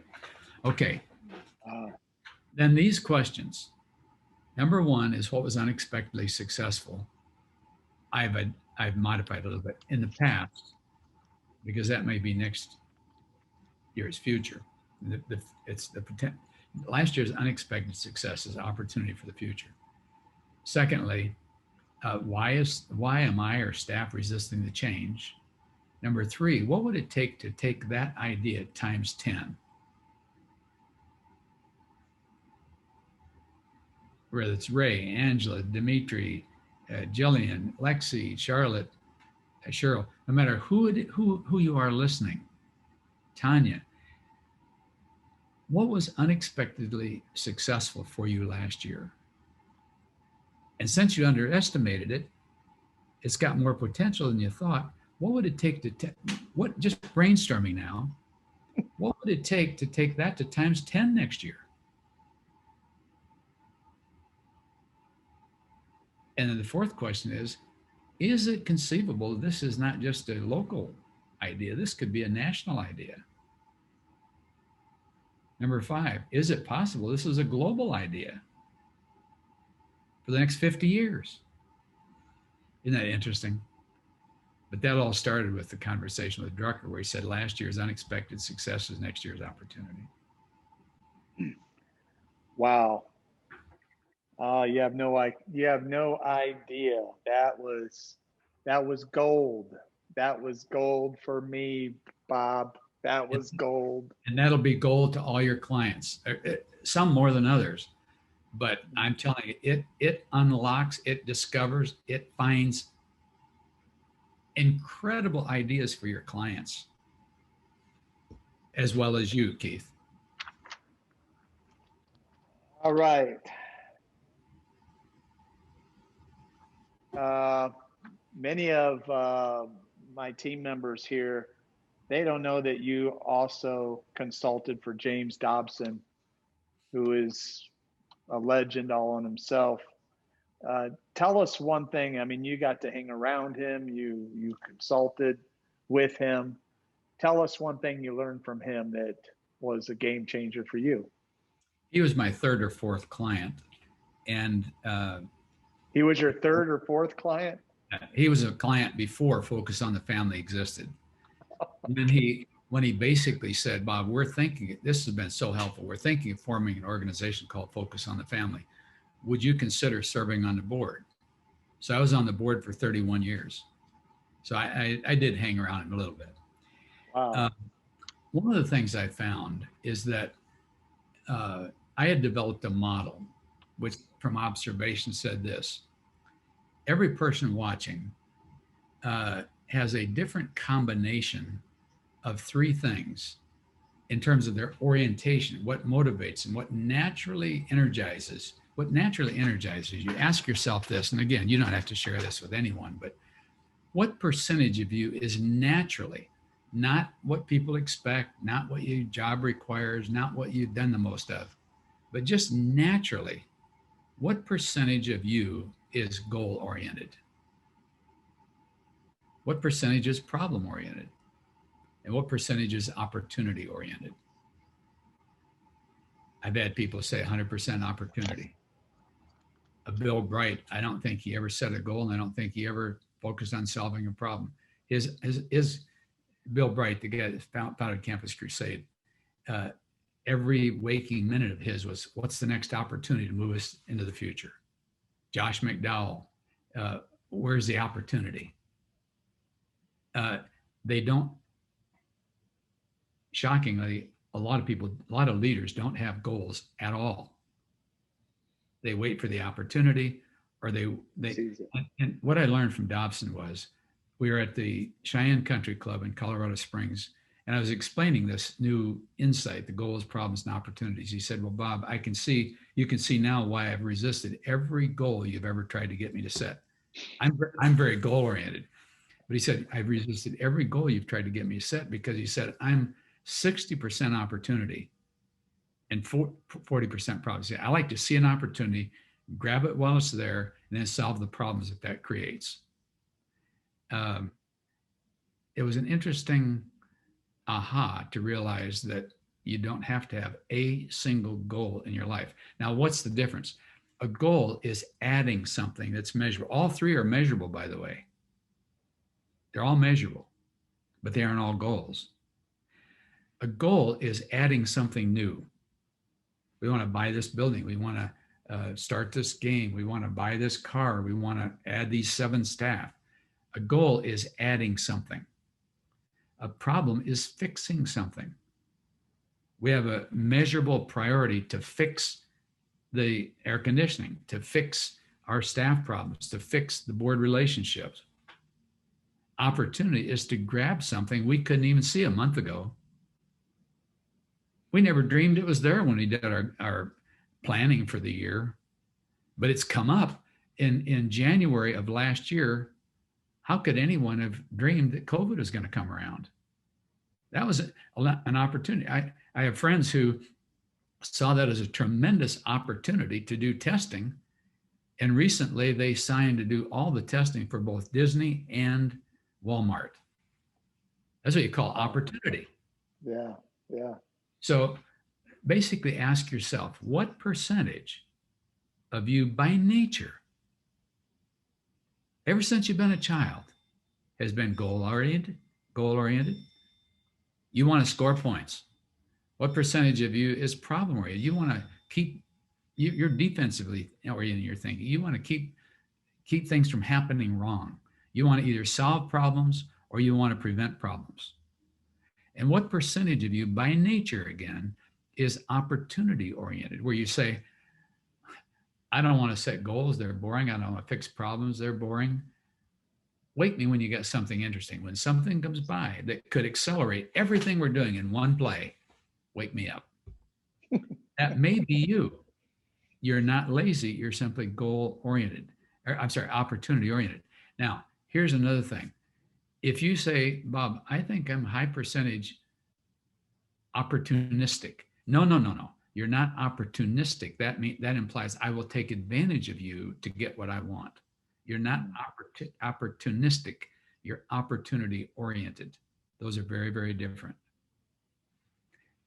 I learned that I saw that with clarity for the first time, really, at lunch with Dobson. Do you find a lot of real high achievers tend to be opportunists? No, none. Well, the pimps and prostitutes and the that kind of stuff, the gamblers and they're opportunists. Yes, Keith. You see how easy it is to use that word? Okay, yeah. Oriented. Opportunity oriented. Yes, a high percentage of leaders are in fact opportunity oriented, or at least they have a high percentage of that in their DNA. Well, yeah. Mm-hmm. Last question, you can go to bed. If you ask me this, if you said, Bob, if you had to do over, you're 78 years old, if you went back to 35 when you started the company, what would you do differently? I thought quite a bit about that.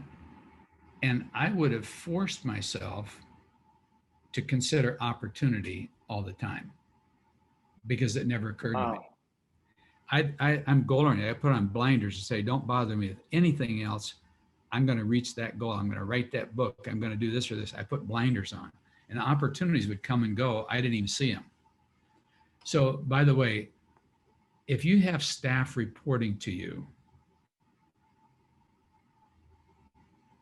Sarah or Brenda or Charlotte, if you have staff reporting to you, never let them give you a report. Never let them hand in a report, Lexi, without saying, by the way, what was unexpectedly successful since your last report? Don't say opportunity because they won't see opportunity. They'll see problems they've got, but say, what surprised you at how well it did since your last report? Always insist everyone reporting to you include in the report or on the report a note of what surprised them at how well it did, because they'll see it as a problem, but you'll see it as an opportunity. You'll say, wait a minute, I didn't realize that book was selling that well. I didn't realize we sold that many of those. And Sarah, you can see the potential of that. And again, just insist that everyone who reports to you every single time they turn in a report, because it'll help sensitize you to opportunities you can't see. And the person in the warehouse sees what's flowing through the warehouse better than you do. And so anyone that you talk to anywhere in the company can see that. Wow.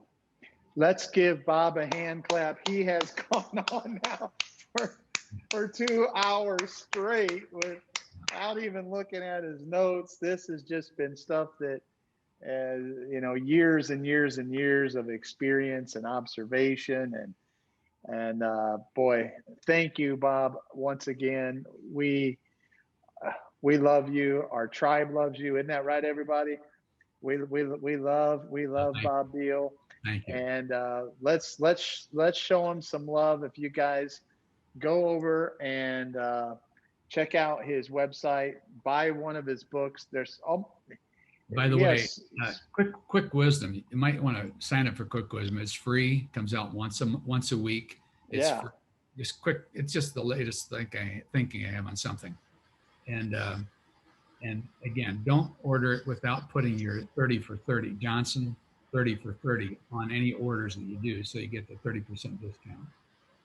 Can I ask a quick And question? if you're going to do the decade by decade, be sure and order it through evangelism, bookevangelism.com to get it 20 for $10. I'm sorry, 10 for $20. Yeah, yeah. Someone got a question? Yes, Someone- Earl, go ahead. You mentioned you were from a village in northern Michigan. I guess I got two questions. I'm interested in you and your background. What did you do to leave that lifestyle? Because I'm from a village in northern Michigan too, a 600. I know what the One. lifestyle's about. Which village? And you mentioned you were from, I'm from McBain by Cadillac. Bain, sure. So, I'm from Mansalona, up oh between yeah, Kalkaska and Petoskey on 131. yes, sir. I know where that is, and I know the lifestyle, you know, and the rut and the routine. What made you leave that and get out of that? Well, it's a longer story than you probably want to hear, but a short version of it is I went to college, which got me in a totally different world. And I saw things I'd never seen before. I saw people that were smarter than I'd ever seen before in my mind. I saw them that they were broader and deeper, and it just stimulated my intellect to the point where I was excited about school for a change, because no one ever expected me to go to college. No one ever in our family was ever expected to go to college. But I was getting into with some wrong people. My folks came and asked me one day if we could get you into college, to our Christian school at Bethel College in Mishawaka, Indiana. If we could get you into college, would you consider going? And I said, sure. 2 weeks after they came there, I was enrolled in college. We had a small motel in Mansalona, and the person who was in charge of the Bethel College recruitment stayed with them during the Brown City camp meeting. So they got to talking to him, saying Bob's in with some wrong people and doing, you know. And so they got to think, well, what would it take to get him into college? And shorten the story, that's it. And then I married the right person because she was from a world that I wasn't in. I listened to WCKY Cincinnati, One Ohio country music. She grew up playing in the orchestra. So we've become a really good team. We watch Andre Rio a lot. We both like Elvis a lot.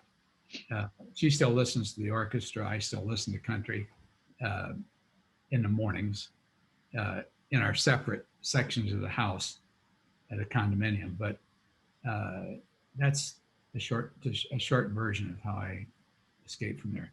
I've often asked if I had stayed there, what would I have become? Probably a farmer, like my cousins. I don't know. I have no idea, really. That's a great question, Earl. Thank you so much for asking. Bob, when you come back to Florida, I'm super excited. I'm gonna have to pick you up in my Corvette instead of my 4x4, and right. And we're gonna have to play Hank Williams Jr. as we speed down the highway, and I didn't even know you like. There you go. I didn't even know you like country music. I like country music too. I like all kinds of music, but I love Hank Williams and some of those. Willie Nelson's my favorite. One of my favorites. We went to a Willie concert live a couple of years ago, and afterwards he stands around on the stage and just signs whatever anyone hands him, you know. So we handed him a cap that we bought, you know, Willie Nelson cap. He signed the bill of it, so we've got it in the other room, you know. Oh man, you need to leave that to me in your will, Bob. Just the hat. That's all I need. Yeah. Merle Haggard, Gene Watson, all those guys are favorites. Yeah, it's awesome. Thank you again. Please go, everybody. Let's give a hand clap for Bobb Biehl. He gave his best here today. I hope that you got a lot out of it. And what we're going to do is we're going to schedule a call to come back, and we're going to talk about some of the things that Bob talked about. We're going to dialogue about that. And Sherry is going to set us up with that. And because we want to keep digesting this and make sure we get it inside of you. How many of you here, when you heard Bob say some things, you say, that sounds like some things Dr. Keith has told me, huh? Come on, raise your hand, right? Right? You're like, where do we hear that from? Well, yeah, well, I told you, I've been telling you. By the way, there's one other thing, Keith, if I could, back to Yeah. Earl's question just a minute. Yeah. I think the more profound answer to that, Earl, is that I committed my life to Christ when I was 17. And I think God has led my life. And when I was about 23, decided that my role was to strengthen Christian leaders. And that's what I've been doing ever since. But that commitment to Christ and staying with people who believed in God, Christian people, etc., has given me a solid foundation. And so that's really the more profound answer to your question, really. Well, with that, good night, everyone. I'll look forward to meeting you personally one of these days. Yes. Good night. Thank you. Good night, everybody. God bless. Have a great night. Bye-bye now. Thank you. Thank you for joining. Thank you. This was awesome. Thank you. You can unmute your mic. Tell Bob. Go ahead. Tell Bob how much you're. Tell Bob good night. Thank you so much. Thank you. Thank you very Thank you, much. Bob. Thank you. Thanks for having him on, Dr. J. Thank you, everyone. Good night. This was awesome. This was fruitful. Wonderful. Amazing.